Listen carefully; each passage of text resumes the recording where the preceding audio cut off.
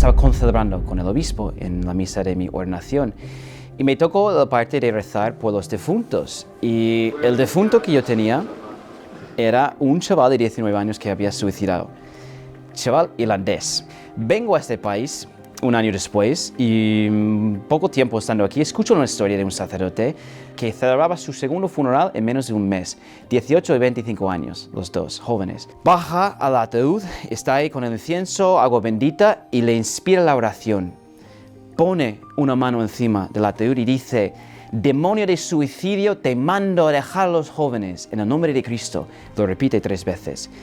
Después del funeral viene una chica joven y dice: padre, ¿qué estaba haciendo ahí después de la misa en el ataúd cuando ponía la mano? Y decía: ¿por qué preguntas? Y él decía: porque en ese momento sentí como una oscuridad y un peso tremendo levantar y me dejaba en paz y tenía como claridad. Y la historia me dejó saber que, como dice San Pablo, estamos luchando no contra carne, espadas y balas y guerras. Estamos luchando contra principados y dominaciones, que esos son rangos de ángeles, ángeles caídos, espíritus malignos, odiosos, que ¿a quién odian más? A quien Dios ama más. Los jóvenes, o sea, el ser humano, a los jóvenes en particular. El demonio quiere que nos matemos, que estemos estériles, todo lo opuesto a lo que quiere Dios. Y yo les doy la vida, y la vida verdadera, que Dios quiere que vivas, que Dios quiere que experimentes lo que es la vida con V mayúscula. No existir, vivir.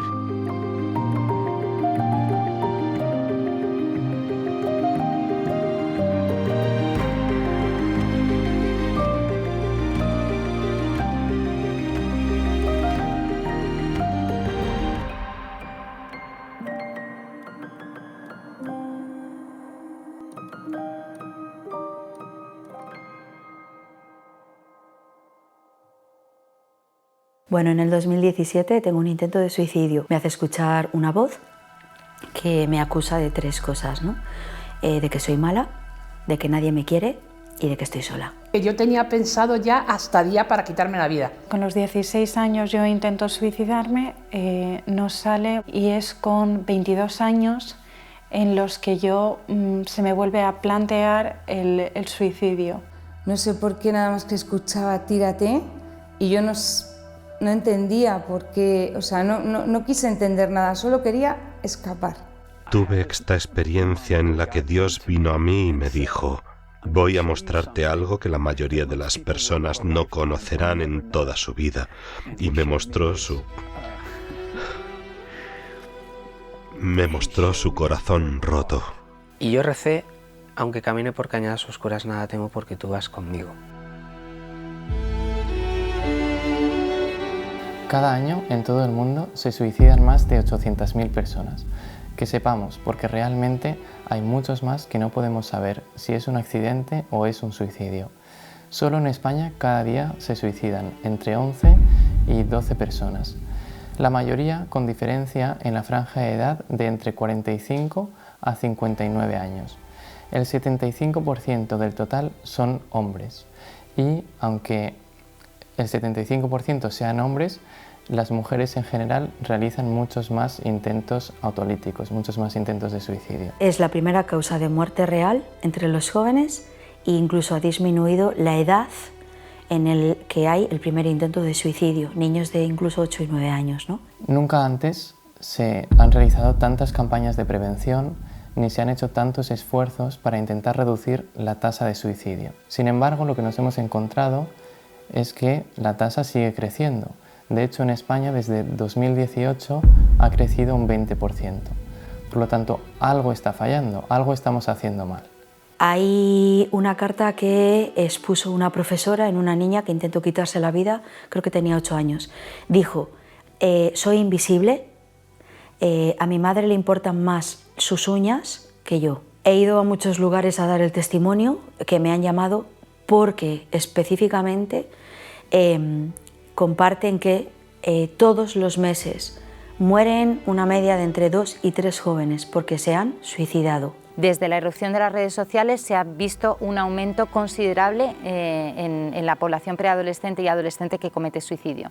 El mundo no aporta dulzura, ternura, amor y verdad. Solo invade una competición brutal y descarnada por ser y existir bajo sus parámetros. Tenemos que tener en cuenta que el gran problema de las redes sociales es que nos generan una constante comparación de mi vida con la de los demás, con lo cual mi vida ya no es mía, sino que mi vida además está mostrada constantemente online y además recibe los likes en función de si estoy cumpliendo o no con los estándares que esas redes sociales consideran oportunos. Vamos de frustración en frustración en el mundo, van de frustración en frustración y llega un momento en el que se pierde la esperanza. Hay un problema en la sociedad actual y es que no miramos ni para arriba ni para los lados, miramos sobre todo hacia abajo y hacia adentro. Entonces, los jóvenes ahora no tienen referente. Si yo solo hago las cosas porque me gustan, el recorrido de esas cosas que me gustan es muy corto, ¿no? Entonces tengo que elevar la mirada, pero para elevar la mirada tengo que sacarla de lo que me gusta, que es mirar hacia adentro, para llevarla a lo que puedo aportar a los demás, que es llevarla al prójimo y en último término sublimar eso y llevarlo hacia aquello que puedo ofrecerle a Dios de alguna manera. Hasta que no consigamos sacar a esa sociedad de ese ensimismamiento que tiene fruto de la posmodernidad y del individualismo exacerbado, no vamos a conseguir sanar los corazones, porque los corazones se sanan en la búsqueda de algo más grande. Pero hoy parece que estamos todos enfocados precisamente a intentar no buscarlo, ¿no? Parece que lo que nos condicionan es a que nos quedemos con lo pequeñito, con lo corto, con lo que a mí me importa, con el yo, mi, me, conmigo, que nos hace tanto daño. No solo ya es el aborto, no solo ya es la eutanasia, no solo ya es el suicidio, es todo lo que atenta contra la dignidad humana. Ahora mismo es el cambio de género, ahora mismo son los vientres de alquiler, ahora mismo son todo lo que es antinatural. ¿Por qué? Porque el fruto de todo eso está siendo un gran sufrimiento. ¿Qué trae toda esta cultura? Pues robar a toda costa la dignidad de lo que somos. Cuando yo ya no soy lo que soy, cuando yo ya he vendido mi dignidad, estoy a merced de cualquier viento que sopla en el mundo. Y esto es lo que hay ahora mismo, ¿no? ¿Qué trae como fruto? Sí, mucho sufrimiento. Frustración, porque no nos llena. Por eso podemos ser capaces de hacer y de hacernos cualquier cosa, ¿no? Yo creo que una de las grandes pérdidas que hemos tenido en el mundo contemporáneo es que hemos dejado de entender que el valor de la persona no tiene nada que ver con el valor de la producción de la persona, ¿no? Tasamos el valor de la persona como tasamos el IVA, el impuesto del valor añadido, en función de lo que sea capaz de hacer, ¿no? Pues un aumento de depresión o de oscuridad, sí, se ve en general en la juventud. Y para mí es de cajón, o sea que es como si entras en mi casa, y eso es un buen ejemplo porque eso sí ha sido así. Entras en nuestra casa y veis una planta que está muriendo, está fatal. Y una persona que sabe algo de plantas dice, pues mira, la planta va fatal, no está recibiendo alimento, lo que tienes que dar de comer a una planta, no está bebiendo, no tiene agua, o tiene demasiada agua, no tiene luz, o tiene demasiada luz, hay una corriente que está ahí estropeando las hojas, mil cosas que puede ser que está sufriendo esa planta. Entonces ves un chaval que está andando con una cara larga y que es muy cínico y amargo y de un espíritu como ya viejo, dices, pues este chaval no está recibiendo lo que necesita para vivir.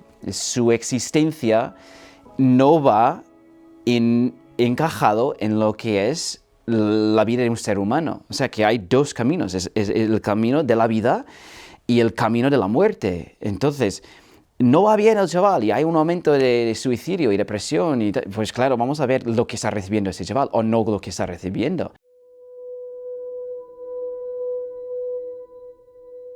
Cuando yo tenía 16 años fue cuando pensé por primera vez en suicidarme.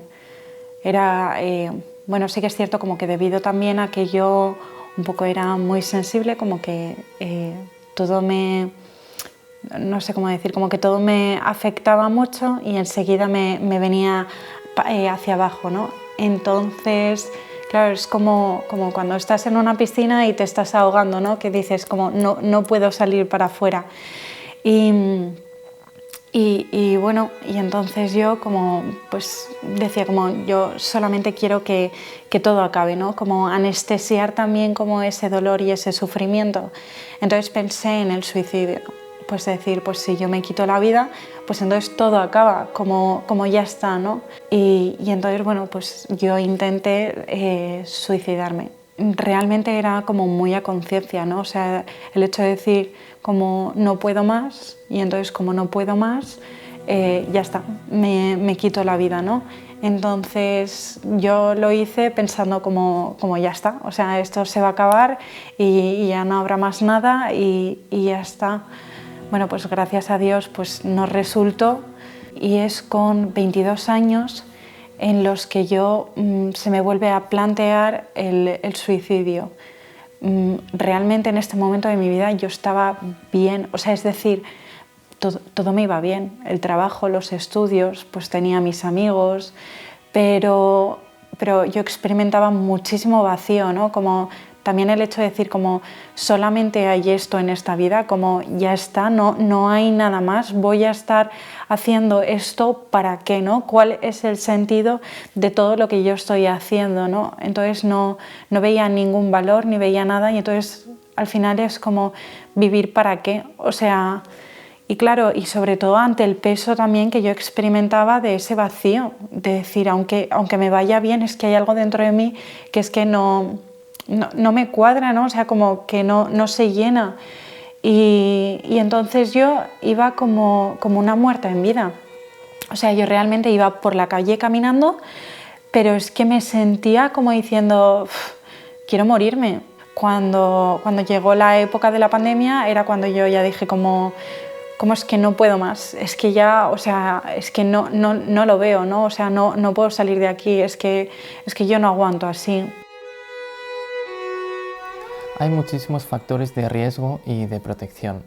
Los que trabajamos con pacientes en una situación delicada, o el personal sanitario de urgencias, o incluso abogados de familia, enseguida nos damos cuenta de qué factores son importantes o cuáles se están tambaleando en la vida de una persona. Por ejemplo, la salud o problemas de salud, el empleo, tener empleo o estar desempleado, tener una familia unida o tener problemas familiares, etc. Los factores de protección son aquellos que me hacen estar seguro y sentir útil, que me hacen sentirme amado. Hay un ejemplo muy sencillo, un poco banal, pero que va a ayudar mucho a entender las pautas que los padres y profesores pueden dar para ayudar a evitar estos problemas que se producen en redes sociales relacionados con la intención de suicidio, el suicidio. Voy a poner un ejemplo que es muy tonto y que no está relacionado con el suicidio, pero nos permitirá trasladarlo. Imaginemos un grupo de niñas, pongamos como de 15 años, ¿de acuerdo? Están un viernes por la tarde arreglándose para salir. Esta es una de las cosas más importantes para las niñas de 15 años. Y entonces una de las niñas se pone un traje que quizá es demasiado corto, demasiado ajustado, demasiado escotado. Una de sus amigas, están todas en el cuarto, jiji, jaja, con música puesta, una de sus amigas le dice, tía, ¿no es demasiado? Ya está. La niña, al decirle a su amiga que es demasiado, enseguida se ha dado cuenta de que va inadecuada. Va vestida de una manera inadecuada y no va de acuerdo con lo que realmente la dignidad de la persona es. Y se cambia. Hasta ahí la noche, fin, ya está, se acabó el problema, no ha trascendido. Pasemos esta misma situación a redes sociales. Imaginemos a esa niña que se está arreglando, pero está totalmente aislada, no está con sus amigas, las amigas que de verdad la quieren, las amigas que quieren su bien por encima de todas las cosas. Se arregla, se pone distintos outfits, los sube a redes sociales, se hace una fotografía y lo sube a redes sociales. Lo que va a ocurrir es que precisamente ese outfit que llevaba demasiado corto, demasiado escotado, demasiado estrecho, es el que conquista más likes en redes sociales, con lo cual ha perdido totalmente el criterio válido para establecer cuál es el modelo más adecuado para su edad, su condición, sus circunstancias. ¿Por qué? Porque el seguidor, el follower, no es un amigo. Es alguien que nos sigue, no quiere nuestro bien, lo único que quiere es algo que sea interesante. Entonces, con el tema del suicidio nos pasa un poco lo mismo. Si yo de repente muestro una tristeza, que puede ser normal, sobre todo en estas edades adolescentes, en el mundo real mis amigas se van a preocupar sinceramente por mí y van a tratar de ayudarme, pero si lo miro y si lo comento en el mundo de las redes, a lo mejor resulta romantizado, por ejemplo, a lo mejor recibo el like, el apoyo de otras personas que lejos de quererme sacar de aquello, me impulsan a estar más dentro. Entonces al final pierdo el foco y entonces es más fácil caer en el error. Y vivimos en una sociedad donde uno de los factores más importantes está siendo atacado, que es la familia. Además, somos generaciones que crecemos con expectativas irreales de la vida. No se fomenta el espíritu de sacrificio, el espíritu de superación y se evita el sufrimiento a toda costa, desarrollando vicios e impidiendo virtudes que van conformando así unas personalidades que son vulnerables a lo que luego pueda pasar en la vida. Yo tengo bastante claro que hay mucha gente, personas humanas y maléficas, que están muy interesadas en que no curemos nuestras heridas, o mejor dicho, no permitamos que otros o que otro nos las cure. El que está detrás de todo esto, bueno, a nivel, una mirada por encima del humano sería el demonio, es clarísimo, es su plan, ¿no? Pero es verdad que los hombres están colaborando con la cultura de la muerte.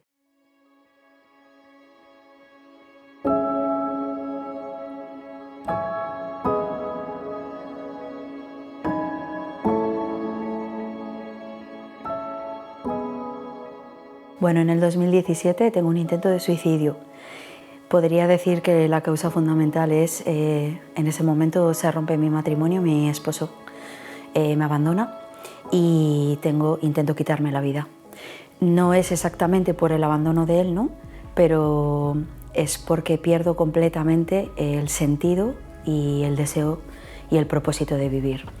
La tristeza, la depresión y la oscuridad, sobre todo en la que me siento sumergida, me hace escuchar un día determinado, que es el día que intento quitarme la vida, me hace escuchar una voz que me acusa de 3 cosas, ¿no? De que soy mala, de que nadie me quiere y de que estoy sola. Que la forma en la que había elegido quitarme la vida iba a coger el coche, iba a conducir hasta un lugar donde hay un acantilado, ¿no? Y yo iba a apretar el acelerador hasta el fondo y solo tenía que dejarme llevar porque el coche caería y allí terminaría todo, ¿no? Era tal la angustia, el dolor, pero sobre todo era muy fuerte la opresión que sentía en la zona del pecho y me gusta decir que partía de las tripas, ¿no? De donde viene lo profundo, tanto para el bien como para el mal. Y era una urgencia brutal, era quítate la vida ya, ¿no? No tenía ningún tipo de control sobre eso. Entonces, cuando me fui a levantar del sofá, uno de los perros se puso sobre mis piernas y pesaba toneladas. No me pude mover. Y con toda la fuerza de entrenamiento y de cuerpo que tenía en ese momento, yo fui incapaz de levantarlo. Entonces veo la mano de Dios en esa batalla espiritual que no se ve con los ojos, pero que sí que se siente perfectamente, ¿no? y que te posee. Me quedé dormida, pero el pensamiento no se va, el pensamiento está ahí. Pero sí que es verdad que lo que se fue la fuerte opresión, las imágenes y la voz. Tuve cierta paz en medio de todo ese dolor interior en el que yo estaba sumergida y en esa oscuridad. Y fue el tiempo que también Dios propició para que pudiera recibir una llamada y me sacó con una excusa para viajar a Nepal e ir a ayudar.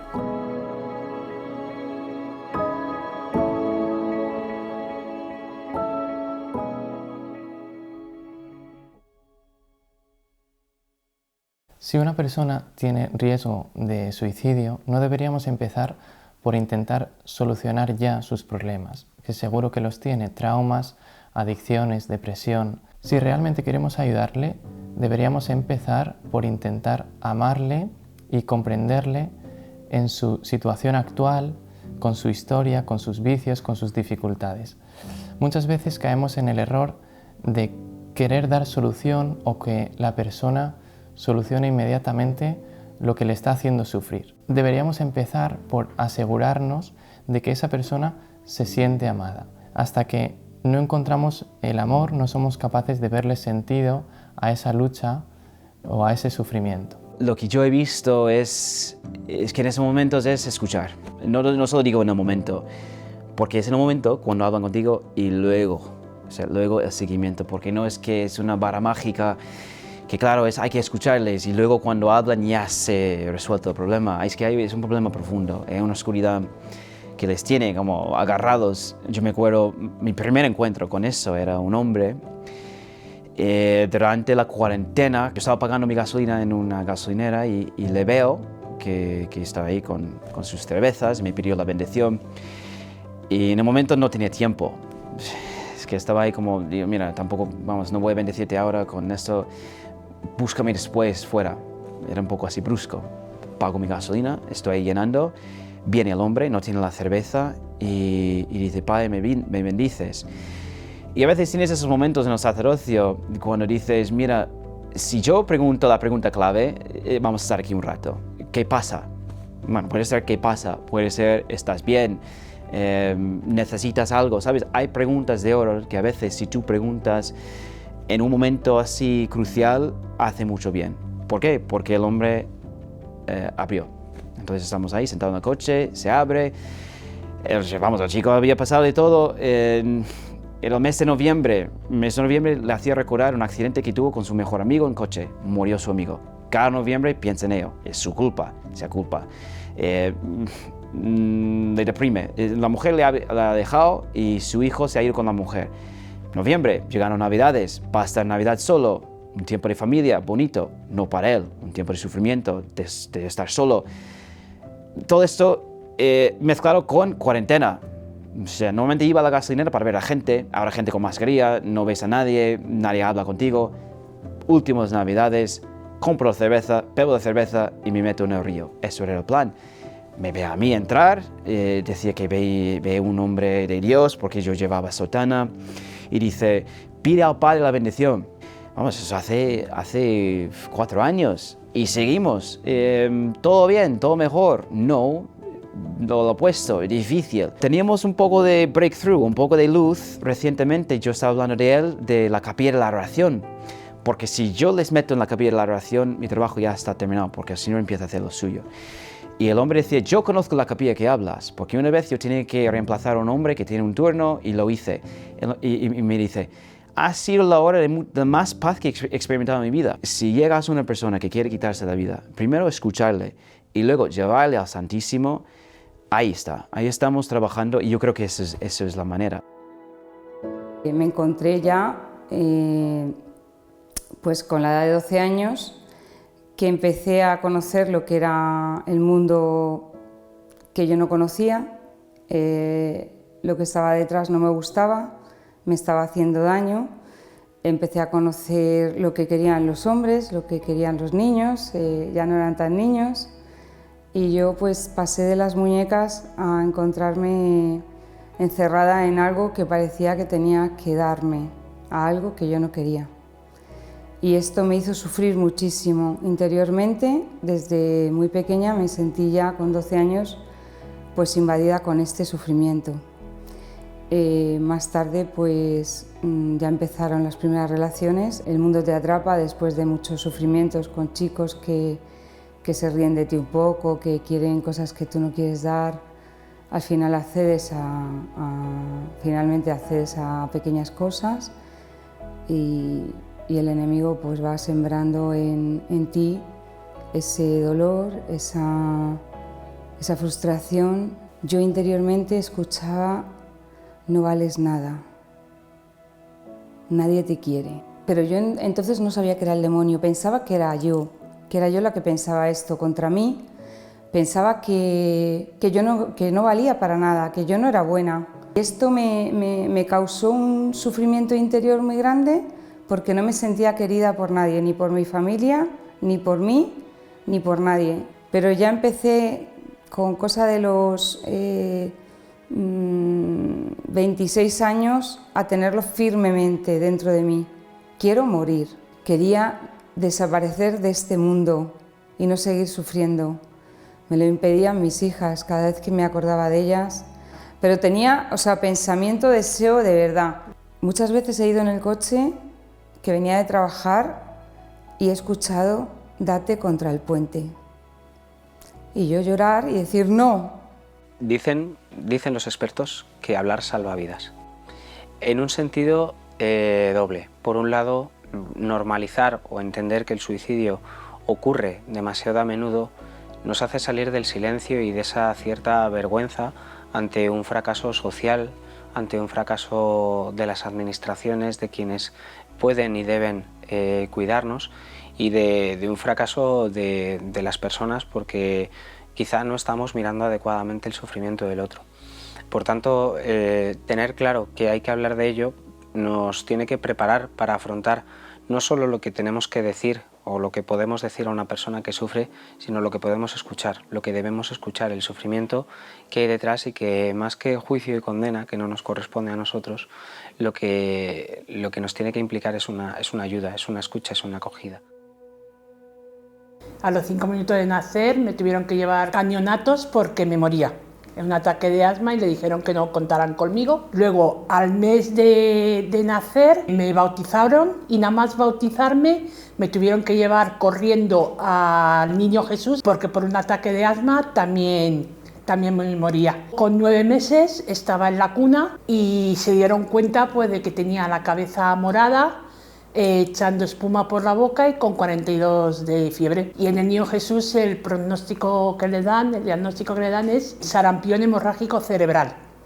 Es lo que se conoce ahora como encefalitis, y les dijeron a mi familia que de 100 se salva una.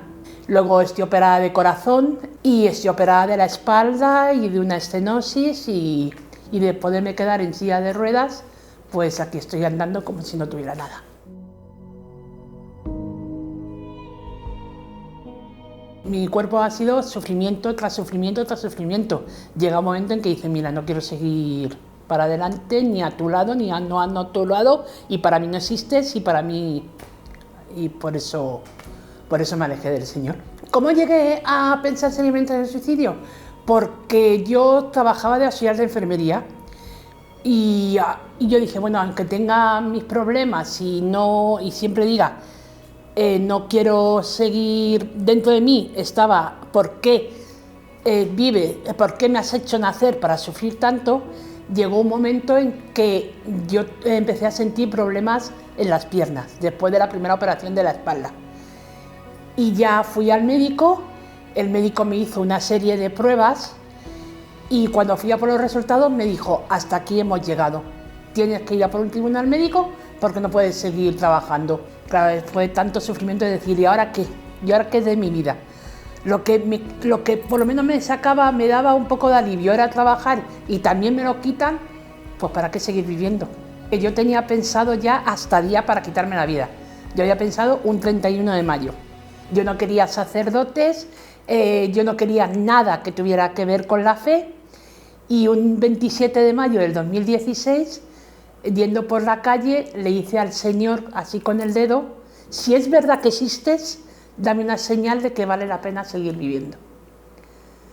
Iba por la calle, y a los 2 minutos, en una rotonda de adoquines, me dejó los pies clavados, como a San Pablo le tiró del caballo, ahí me dejó con los pies clavados. Me quedé parada, yo me asusté, porque dije, madre mía, mis piernas no responden. Yo estoy operada ahora de una estenosis, y claro, lo primero que pensé fue, las piernas se me han paralizado. Y escuché una voz muy dulce dentro de mí que me dijo, ve a la iglesia.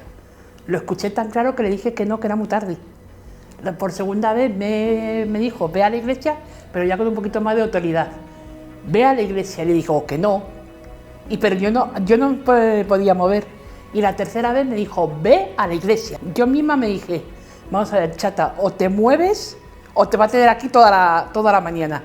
Y ya es cuando él intervino para que yo fuera a la iglesia, para que a mí se me quitaran esas ideas del suicidio.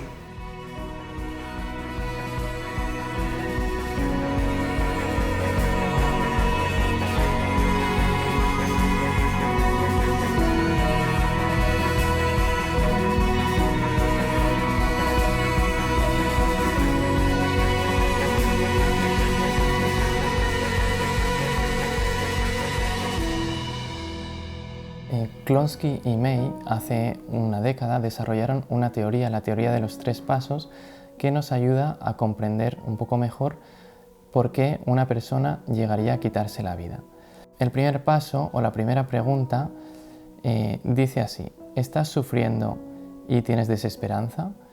Si la respuesta es que sí, es altamente probable que estés pensando en el suicidio como una posible solución para acabar con el sufrimiento. El siguiente paso o la siguiente pregunta dice: ¿qué sientes con más fuerza? ¿El dolor, o sea, el sufrimiento, o la conexión con los demás y con la vida, lo que llaman la conectividad?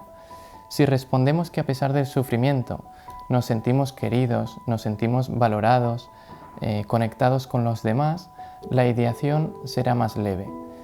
Pero si el sufrimiento es mayor y nos sentimos una carga para los demás, o tenemos sentimientos de soledad, el pensar que la muerte puede ser una solución será más fuerte. La tercera pregunta sería si tienes la capacidad de cometer el suicidio. Y esta puede ser la diferencia clave entre simplemente tener la idea o pensar en ello y realmente cometer un intento de suicidio. Si respondemos afirmativamente, convendría alejar de nosotros todo lo que nos puede hacer daño, ¿no? Armas, medicación o drogas. Si vivimos a cierta altura, pues todo eso es algo que debemos prevenir si hemos respondido afirmativamente a las otras dos preguntas. Todo está dirigido hacia la muerte, a la oscuridad, estar solo. No digo soledad, porque soledad se puede entender como una buena cosa. Estar solo y que todo está cerrado y no hay escape, no tienes horizonte, se ha quitado. O sea que eso es una cosa real y yo veo que es una causa, cuando una persona se aísla, es una causa real de suicidio y además está empujado por un espíritu maligno, un espíritu oscuro que oprime a los jóvenes.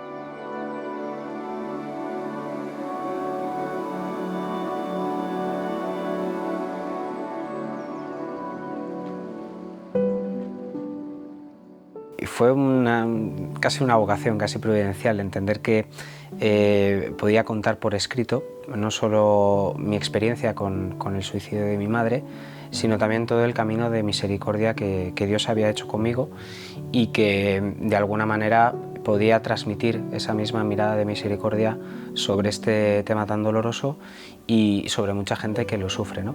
Y la verdad es que el fruto del que he podido gozarme también y dar gracias es mucha gente que ha entendido su propia experiencia, que le ha ayudado a comprender este tipo de situaciones y con las que he compartido, no solo porque le ha llegado el libro a muchísima gente, porque ya va por su tercera edición, sino también por múltiples encuentros con los que pues, he podido compartir y hablar de esta misericordia que necesitamos para nuestra vida. El sufrimiento, o mejor dicho, la cruz, no se lleva de cualquier manera. Yo siempre he dicho que no es lo mismo arrastrar que abrazar. Cuando uno arrastra la cruz, va cogiendo barro, piedras, se puede tropezar con más facilidad y por esa debilidad que te puede conllevar la propia cruz, el peso de la propia cruz, acaba pesando todavía más, ¿no?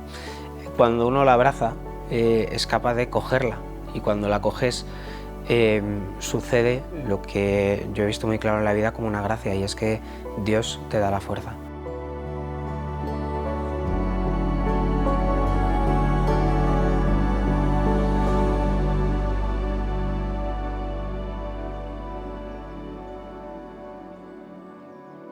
Pues la noche que murió mi hija fue el 22 de enero.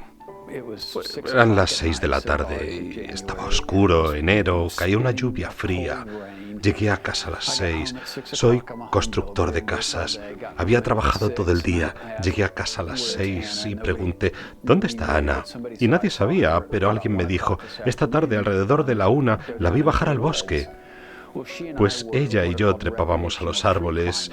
Yo tenía una mochila llena de todo nuestro equipo para trepar. Y fui al armario, abrí la puerta, no estaba la mochila. Yo sabía que había cuerda para escalar dentro y por alguna razón me percaté de que quizás algo terrible había pasado.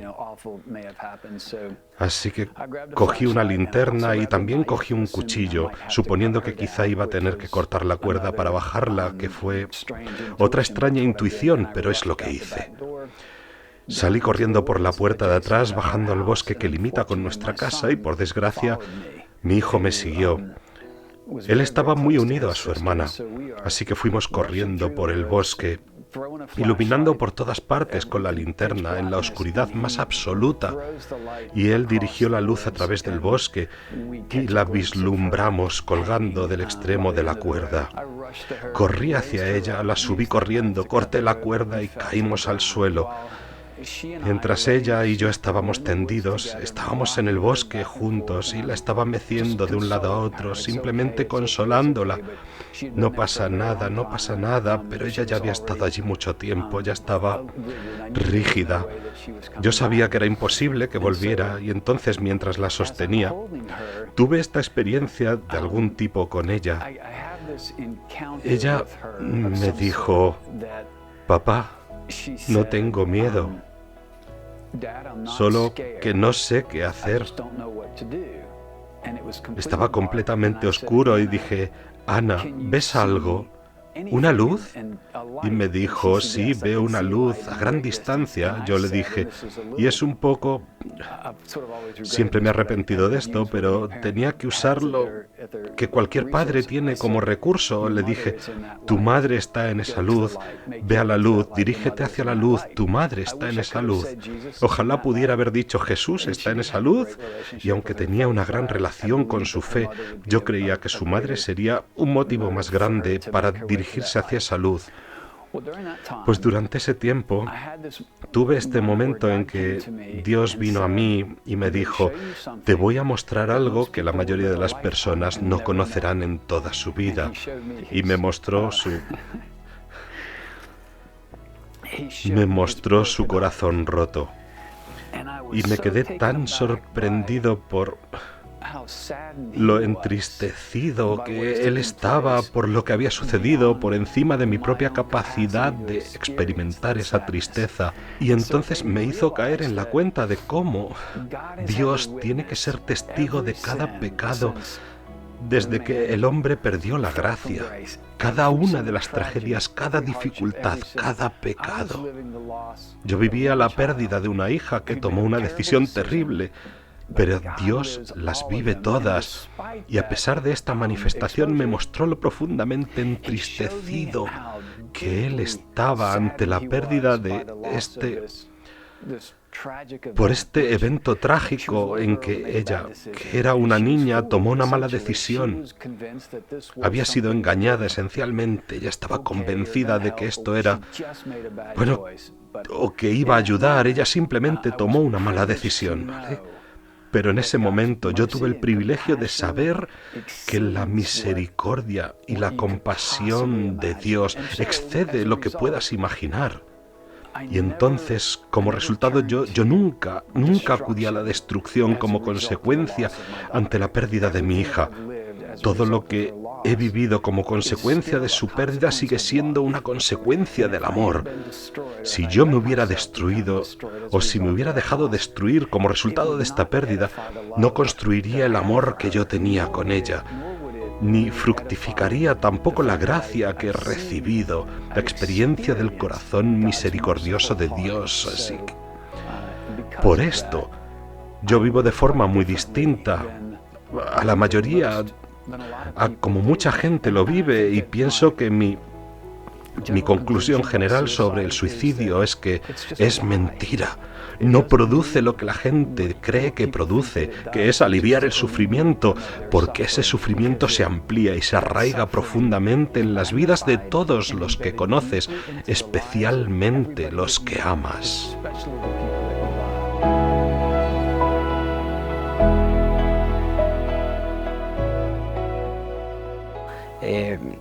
No es simplemente el entendimiento de que Dios permite un sufrimiento, sino sobre todo la certeza de que Dios sufre conmigo.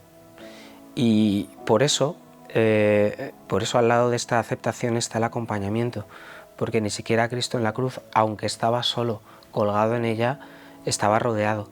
Y en este estar rodeado, todo sufrimiento, cuando se vive junto a personas que te cuidan, que te acompañan, que te escuchan, que no pueden llevar tu cruz, pero sí a veces te pueden llevar a ti con esa cruz, uno se siente abrazado y se siente pues recogido cuando no tienes otra que dejarte caer, ¿no? En uno de los momentos, al entrar en la sala con el féretro de mi madre, ver tanta gente rezando, tanta gente en paz, pero dispuesta a comprender el sufrimiento, hizo que yo pudiese derrumbarme. Y podía derrumbarme porque también tenía en aquellas personas, en aquella iglesia, una madre que te recoge cuando tú te dejas caer bajo el peso de la cruz.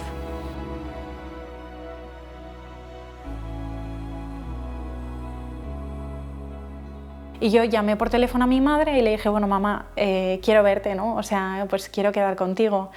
Porque, bueno, pues la verdad es que mi madre pues siempre ha sido un apoyo muy grande. Y en ese momento pues mi madre me dijo, bueno, pues yo voy a ir a misa.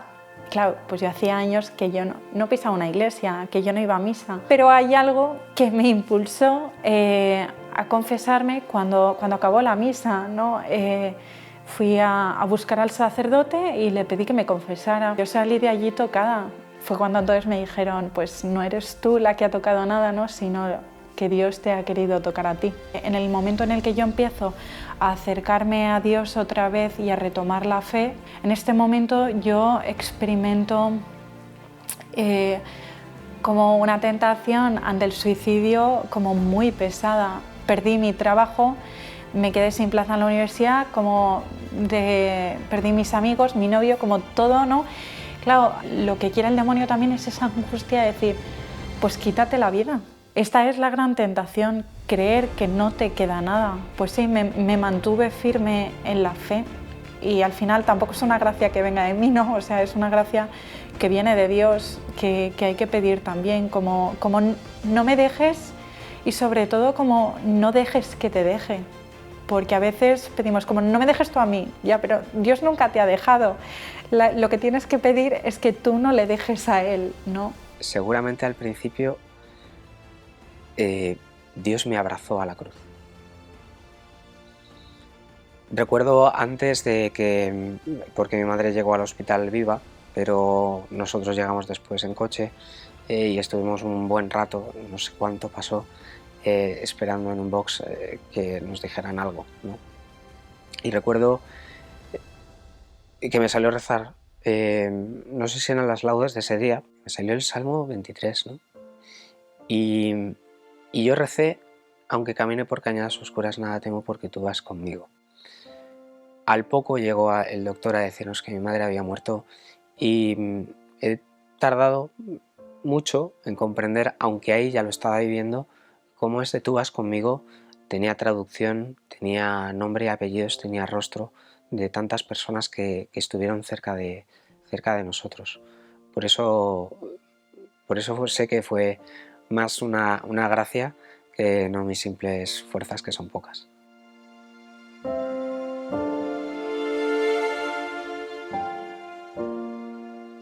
Un 31 de diciembre hubo una bronca muy gorda. Cuento otra fase de suicidio. Esta fue un poco que yo no deseaba esto, pero me pasó algo que yo no entendía que me había pasado ni cuando terminó.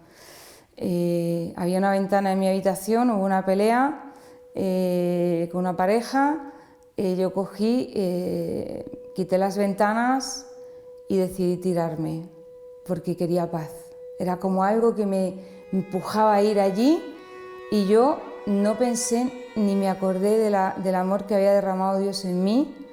No sé por qué, nada más que escuchaba tírate y yo no entendía por qué, o sea, no quise entender nada, solo quería escapar y terminar ya. Y entonces la ventana era muy bajita, con lo que era fácil, y cogí un poco de carrerilla, un pelín, y yo sentí el aire y sentí como un poco de paz ahí, ¿no? Y de repente una mano enorme, así de grande, cayó en mi espalda y me caí encima de la ventana. Cuando caí encima de la ventana, yo dije, ¿qué ha pasado? Pero como yo tenía esa rabia dentro, yo estaba como un león, no podía más, estaba agobiada. Cogí y me subí a la ventana como un mono y quise tirarme, pero vino una imagen de mis hijas que entiendo que fue la Madre, la Virgen María, que me puso a mis hijas y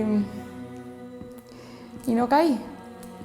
No caí por esa ventana y de hecho cuando bajé dije no, mis hijas.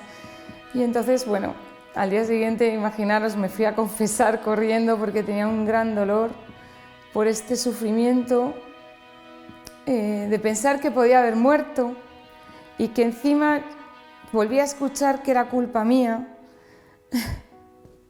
Y yo no quería morir y solo daba gracias a Dios, pero le pedía perdón, perdóname Señor, te he fallado cuando tú me has dado todo y yo hoy te fallo.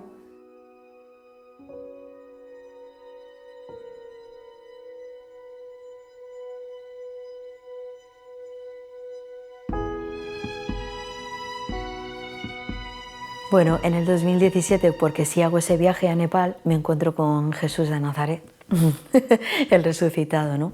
Es lo que cambia en mi vida, la fe cambia mi vida. Empiezo a entender cuál es el verdadero sentido de vivir, que no tenía nada que ver con mi ombligo, ni con mis problemas, ¿no? Que siguen estando ahí, no cambiaron. Lo que pasa es que yo tengo la capacidad de mirarlo y por primera vez tengo el valor de afrontarlo, es decir, de decir, vale, estos sois mis problemas, esta es mi verdadera circunstancia y mi verdadera realidad. No tiene que cambiar eso. La fe me fortalece para enfrentar eso con Dios. Y de pronto, bueno, es un proceso largo, por supuesto, ¿no?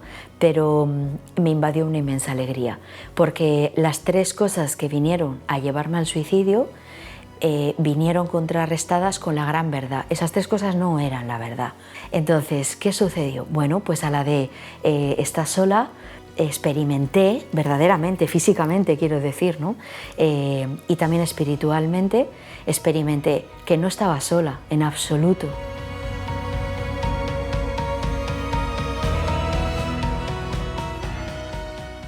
Al nadie te quiere, pues experimenté su amor. Y es pleno, pero además es que no solo está su amor, ¿no? Sino experimenté el amor por la vida. Eres mala, esta fue la más impactante, ¿no? Bueno, Jesús vino a decirme que no me acusaba de nada. De pronto todas las acusaciones desaparecieron en Él y me dijo, mira, y vi un cauce de una palabra que yo no había vivido nunca, tampoco la había experimentado, ¿no? Que es misericordia. Bueno, ¿había tomado malas decisiones? Sí. ¿Había hecho cosas que no estaban dentro de lo que se definen como bondad? Sí. ¿Llevaba muchas heridas? Sí. ¿Cosas que había cargado que no me correspondían? Sí. Por eso Él, sabiendo todo eso, me lo quitó todo de golpe y me dijo, vale, ¿empezamos de nuevo? ¿Quieres? Y le dije sí.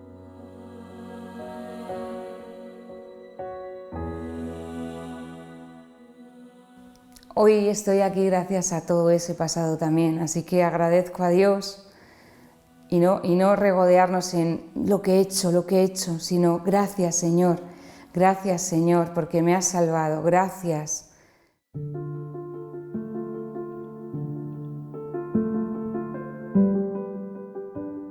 Y al llegar a la parroquia, don Álvaro estaba de espaldas, me saludó, pues me dijo de que le acompañara al despacho y las palabras que él me dijo, que Álvaro me dijo para que yo me reconstruyera por dentro fue: el Señor ha llevado su cruz por nosotros, ¿quién eres tú para no llevar la tuya?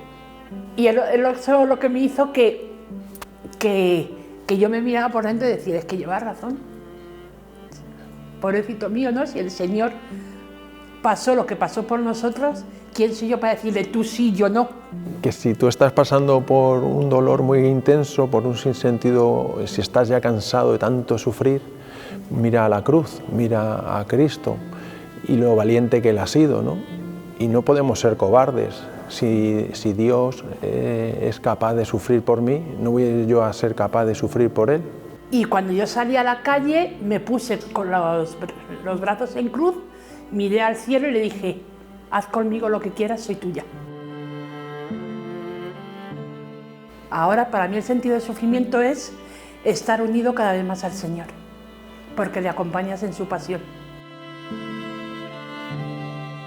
El suicidio, o lo que he dicho antes, es querer terminar con el dolor, no querer dejar de vivir, sino terminar con el dolor. Pero es que tú, el dolor que tú te quitas, es el dolor que tú dejas a tu familia aquí. Porque yo, por ejemplo, mi hermana me decía, tú piensa en papá y en mamá, porque como te suicides te los llevas. Y claro, yo a mi hermana decía, ¿y quién piensa en mí? Pero es que ahora realmente veo que ella llevaba razón. Es que si yo me voy, es que me los llevaba a ellos. Porque a mí ellos ahora muchas veces me han dicho, gracias hija por no hacerlo.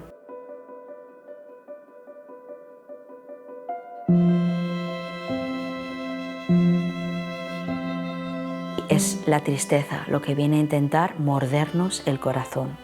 Y su mordida es muy venenosa. Pero bueno, le vuelvo a mirar a él y le digo, ah, Jesús hoy me ha mordido. Entonces dice, dame la mordida, dame el veneno, que yo lo transformo, ¿no? Y ya, me vuelvo a poner en pie y continúo viviendo. Ahora vivo, antes sobrevivía. Él puede hacer nuevas todas las cosas porque para él nada es imposible. Hoy en día nos hemos ido alejando de Dios sin darnos cuenta o dándonos cuenta, pero estamos muy desprotegidos. Sin Dios, cualquier persona que se vaya alejando de Dios queda sin protección y puede caer en el absurdo, puede caer en el sinsentido. El querer quitarte tú la vida es hacer daño al corazón de esa persona que tanto nos ama. Yo nunca podría decir ya un simple ojalá no hubiera pasado, porque es evidente que lo primero es ojalá nunca hubiera pasado ni esto ni otros tantísimos sufrimientos míos o de cualquier persona que yo haya querido. Ojalá mi madre no hubiese sufrido una depresión, la muerte de una hermana melliza y otras tantísimas dificultades, tanto ella o mi padre o mi hermano. Pero tantas personas han podido entender su propio sufrimiento, tanta gracia me ha pasado por encima, por debajo, ha atravesado mis cicatrices tanta gracia que a mí no me queda más que dar gracias, porque no tanto por mis propias cicatrices, que son las que son y las llevo con orgullo, sino porque tengo la conciencia de que no son mis cicatrices, sino las suyas, las que a mí me han curado.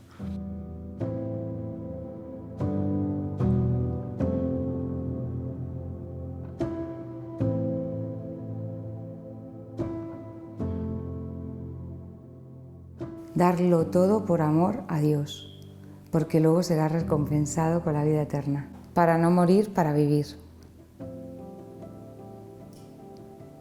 Porque el pecado es morir y el estar con Jesús es vivir.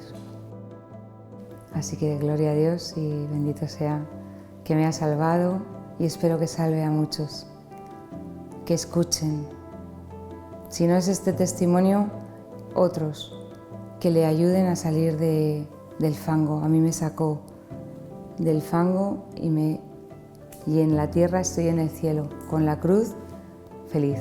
Si tú vas a la Sagrada Escritura, cada otra página, por no decir cada página, está hablando de cómo Dios nos quiere que nosotros vivamos. La imagen de Dios destrozada en los hombres, la imagen de Dios que pone el demonio en la mente de los jóvenes, que Dios es un tirano, que Dios le da igual todo, que por qué ha permitido ese sufrimiento.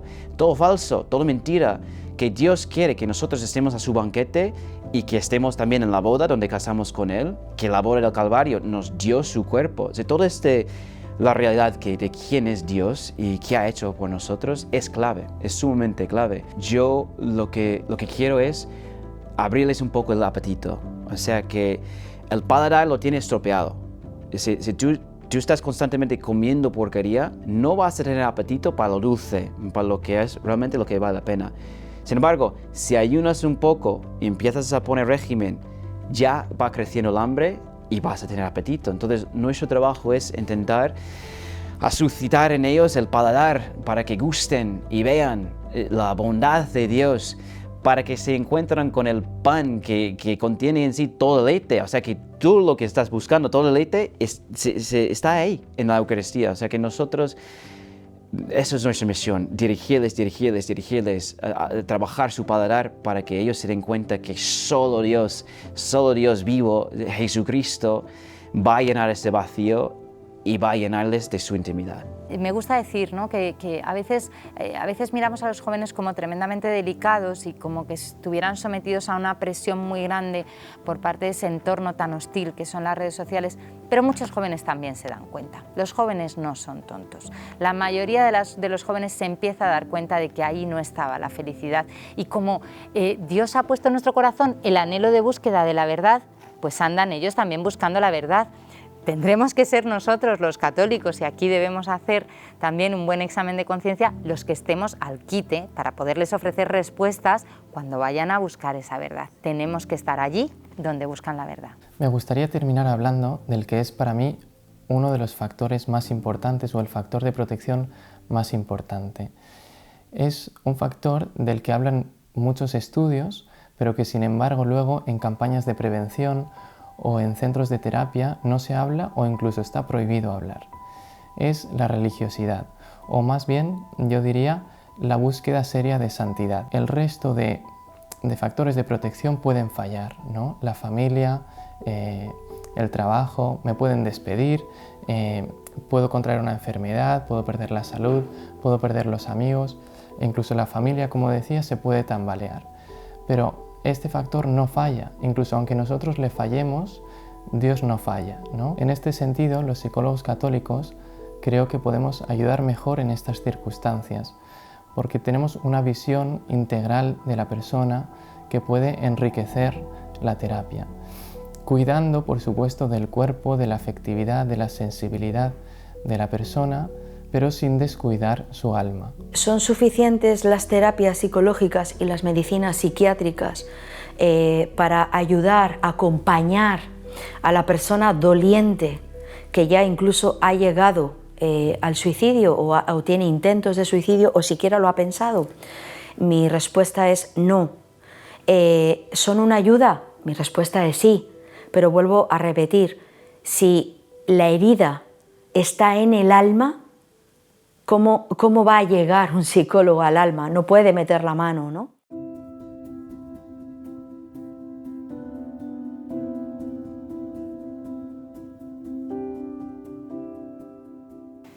Nosotros tenemos una suerte en la universidad y es que tratamos muchísimo con gente joven. ¿Qué noto yo en estos chicos? Noto que están muy perdidos, noto que los han criado de una manera en la que les han hecho pensar que el egoísmo es lo que les va a ir bien, porque les va a centrar en ellos y pierden la perspectiva de que en realidad ahí solo ganarán disgustos, tristeza, soledad. Entonces, poco a poco, cuando ellos van descubriendo que en el darse a los demás es donde van a encontrar su felicidad, le encuentran sentido a todo, sentido a la carrera que están estudiando, sentido al trabajo profesional que vayan a tener mañana, sentido a cuidar de su abuela que se está haciendo mayor, sentido a tener una pareja estable, firme, con la que tener un compromiso y querer algo que hoy no está de moda, ceder ante esa pareja y decir, esto lo voy a hacer porque a ti te gusta, o esto no, esto lo hago porque tu vida mejora, no porque yo lo quiera. Y de repente esos jóvenes que encuentran el sentido en el dar y no en el recibir, esos jóvenes que encuentran el sentido en el hacer algo para cambiar el mundo, para que el mundo sea mejor, pues encuentran mucho mejor el camino que necesitan. Pero también hay mucha oscuridad, hay muchísima oscuridad, hay muchísimos chicos que no saben a qué puerta llamar. A veces ni siquiera encuentran la puerta de sus padres abierta para llamar. A veces sus propios padres tienen muchos problemas de salud mental, tantos que no son capaces de dar acogida a esos hijos que también los tienen. A veces están tremendamente solos, aunque estén tremendamente acompañados. Y me doy cuenta de que necesitan una respuesta, ¿no? Porque la están buscando. Hay carreras de montaña que se corren con muchísima niebla, ¿sí? Bueno, hay dos cosas que utilizan para hacernos llegar sanos y salvos a los avituallamientos. Son las campanas, los becerros de las vacas, ¿no?, que las cogen y luces. Necesitan escuchar un ruido suficientemente fuerte para por lo menos saber que ahí hay alguien, y una luz. Y nos tenemos que aposentar en esos caminos y tocar la campana de becerro, que es no parar de anunciar el Evangelio de la vida. Dios es vida y nos quiere felices. Y luego la luz. La luz tiene que brotar del interior de nosotros hacia afuera, en forma de sonrisa, en forma de miradas, en forma de abrazos.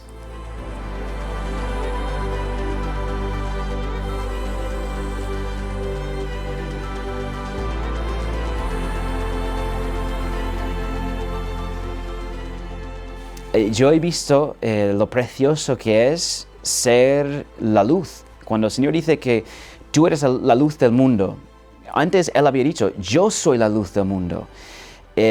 La luz del mundo es la vida de los hombres, como le diría el San Juan, que Jesucristo es la luz, que es la vida de los hombres. Entonces nosotros somos otros Cristos en cuanto somos la luz, que Él es la luz. Somos la luz, somos la vida, somos la sal. O sea que cuando la sal se encuentra con algo muy sosa, como es la juventud de hoy, es una juventud sosa, que no tienen inspiración, no tienen creatividad, siempre lo mismo, son todos iguales. Es que, como decía Carlos Acutis, todos habéis nacido originales, increíbles, y todos morís como fotocopias, porque habéis entregado al mundo, que el mundo os hace iguales en el más sentido. Estamos ahí como algo original, algo que no están recibiendo en el mundo, y eso es nuestro mejor aliado, que su corazón anhela. Su corazón está hecho para esa luz, su corazón está hecho para esa sal, para esa vida dentro de ellos. Las almas están gritando que quieren volver a casa, pero si no recuerdan el camino, ¿cómo van a volver a casa? Entonces, el mensaje que sí que doy a los que ya se han encontrado con Dios, el mensaje que me doy a mí misma todos los días es, sencillo, ponte en el camino, toca la campana y muestra luz, ilumina. No te preocupes porque en el momento en el que vienen las turbulencias, no van a durar esas turbulencias todo el viaje, es que en algún momento van a cesar. Y pararlas quitándote la vida no es la solución. Y si no decimos esto, lo más probable es que ante la desesperación de decir es que no puedo más, es que te tires del avión en vez de haber esperado hasta que cesaran, ¿no?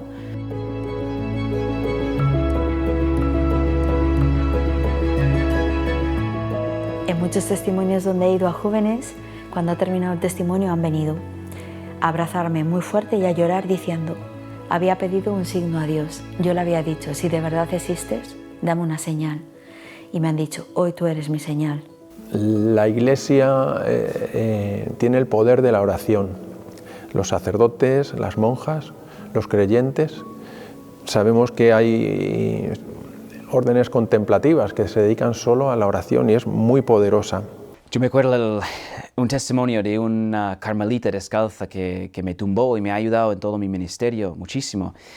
Ella era antes de ser carmelita una misionera de la caridad de la Madre Teresa. Y ella cuenta que entró en una casa y ve el padre de la familia, la madre y un niño, la familia entera. El padre y la madre tumbados por el suelo, que acaban de tomar heroína y estaban los dos tirados en el suelo. Y el niño ahí llorando. Y ella, a abrir la puerta, ver eso, en un momento tenía la inspiración y la convicción de la voz del Señor que decía en su corazón, a esos demonios solo se van a echar con oración y sacrificio. No hay misión sin oración. Si nosotros no estamos rogando y pidiendo y tomando conciencia que estamos entrando en una batalla contra los demonios, es que no va a funcionar. Y lo he visto como el Señor quiere que mis misas y mis oraciones van dirigidas hacia esa realidad que es tan real. Y a veces sí, vuelves de casa y te encuentras con una penitencia, un sacrificio que puedes hacer, y siempre con esa intención de echar estos demonios, de llegar a sus corazones, que crezca la semilla. Y eso es todo dirigido hacia ahí, la oración y la penitencia, que es crucial. Lo primero que puede llegar a esos corazones no son nuestras palabras humanas, no son nuestros actos. Lo primero es el poder de Dios. Y alguien en quien yo confío y a quien le confío todo es la Virgen María. Y rezo el Magnificat. En concreto, para esos corazones rezo el Magnificat. El Magnificat es un canto de esperanza.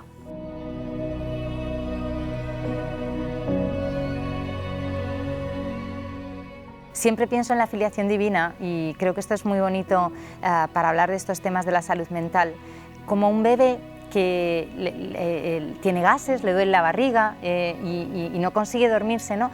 Y entonces la madre lo coge, lo acuna y de repente el bebé duerme plácidamente. Curiosamente, por cierto, si la madre se sienta, el bebé deja de dormir porque tienen ese sensor automático, ¿no? Que si la madre está de pie, el niño duerme, pero si la madre se sienta, no.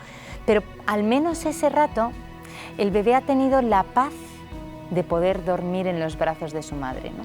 Pues un poco la filiación divina es lo mismo, no es que porque yo esté en los brazos del Señor, el Señor va a acabar con todos mis problemas, mi dolor de barriga va a seguir, pero puedo descansar en Él, porque sé que cuando estoy en Él puedo descansar, aunque después tenga que lidiar con los problemas que van a seguir ahí. La Iglesia quiere transmitir el mensaje de Dios, que es que la vida es el don más precioso, ¿no? que tiene, y por eso siempre pues va. La vida de cualquier persona es única, la vida de cualquier persona es irrepetible, y Dios ha dado la vida por cada uno de nosotros. Ese es nuestro verdadero valor. ¿Y cómo nos ama a cada uno? Es que nos ama porque somos cada uno en la niña de sus ojos. Es que nos quiere tal como somos. Dios siempre te va a ver como su niña, como su preciosa, como su vida, como su amor, la pupila de sus ojos. Qué imagen más preciosa, la pupila que es niña, la niña de mis ojos, que solo ves la niña de los ojos cuando estás en contacto muy cerca, y cuando dice que eres la niña de mis ojos, está diciendo que te quiero tan cerca que veo la niña en tus ojos, lo reflejo. Y otra noticia buenísima es que Dios nos ama, o sea, no hay nadie que nos ama más que Dios, y luego la Virgen. La Virgen nos ama casi tanto como Dios, porque somos sus hijos, y la Virgen también está preocupada.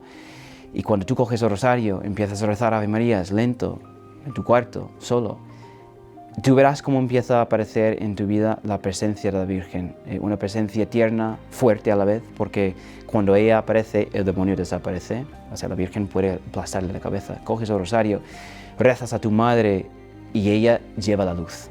Ella lleva la vida y tu vida cambia. Y es así de fácil, no es tan complicado como piensas, porque no solo vives, no solo existes para lo material, vives, existes para tener a Dios en tu vida, y cómo la Virgen te va a llevar a Dios. Rezaré por ti, aunque no te conozco, pero rezo por todos los jóvenes, y sobre todo los jóvenes que sufren más, que están solos y deprimidos, y que hay vida, hay alegría que te está esperando y no es tan difícil conseguir.